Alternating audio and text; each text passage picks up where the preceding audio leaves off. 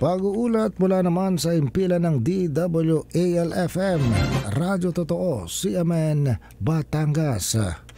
CNN Live Nation. Renz Belda, magandang araw sa iyo. Magandang umaga riyan, magandang umaga Pilipinas. Higit 500 estudyante, youth leaders, mga youth journalist at SK officials ang dumalot na kisa sa ginap na West Philippine Sea Youth Symposium sa Calabarzon.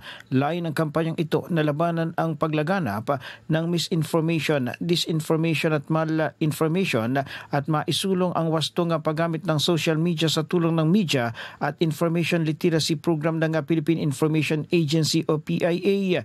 Tinalakay naman ng NYC sa panguna ni Commissioner at Large ASEC Carl Joseph Legaspi ang awareness campaign na isinagawa ng komisyon upang palakasin ang nasyonalismo at pagmamahal sa bayan ng mga kabataan.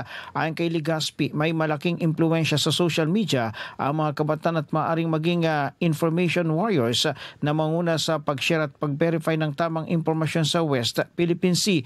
Binigyang diin naman ni Commodore Zia Tarella, spokesperson for National Task Force for the West Philippine Sea ng laban sa WPSI intergenerational kung saan ang bawat isa'y nararapat na alamin ang kalagayan ng ating karagatan at ipasa ang angkop na impormasyon sa susunod na henerasyon at upang ipagpatuloy ang laban para sa karapatan saan mang dako ng teritoryo ng bansa.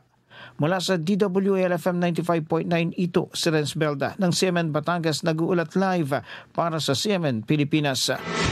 CNN Live Nationwide. Maraming salamat, Renz Belda, mula po naman sa impila ng DWAL-FM, Radyo Totoo, CMN Batangas.